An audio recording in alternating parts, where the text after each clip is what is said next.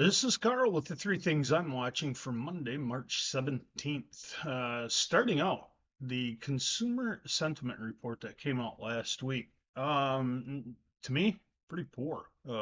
Consumer sentiment not very good on this market right now. We are still seeing spending and we're still seeing shopping, but the long-term outlook not very good for the market, and it's a little concerning for commodity demand. We'll see how this goes forward, but the thing is, it's not just consumer sentiment in the United States. Global consumer sentiment is down. And what this means is just consumer spending. Consumers do not have a good outlook on the market right now, bringing up even more concerns and throwing up more red flags that we could be heading into either a stagnating market or a deflationary market, skipping a recession.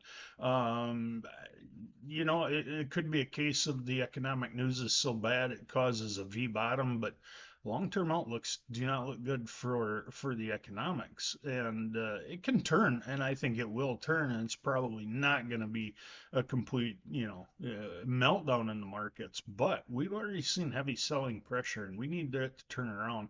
That is what's starting to weigh on consumers a little more than anything. Number two thing today, South American crop reports starting to get up a little bit more. We had a flurry of reports come out late last week on production bottom line, a little bit higher on the Brazilian corn and soybeans, a little higher on the soybeans mainly. First corn yields really good in Brazil. A lot of concerns on that safrinha crop yet, and parts of Brazil starting to turn dry after being excessively wet. So we could see corn production walk back.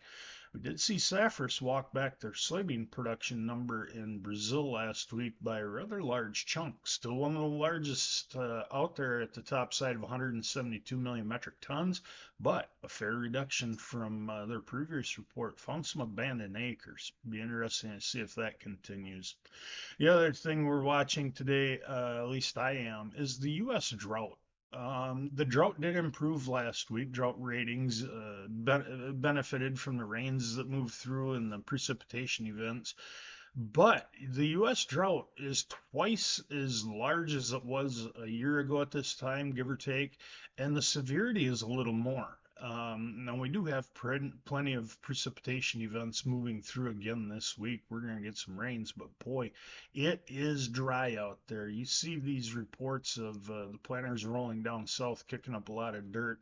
And over the weekend, these big dust storms we had out west, there are some concerns that maybe cause some damage to the winter wheat crop. We'll see. But it is dry out there. I'm a little concerned heading into the spring planting season over how dry we are. Now, one good rainy week, we can wipe this out. I understand that.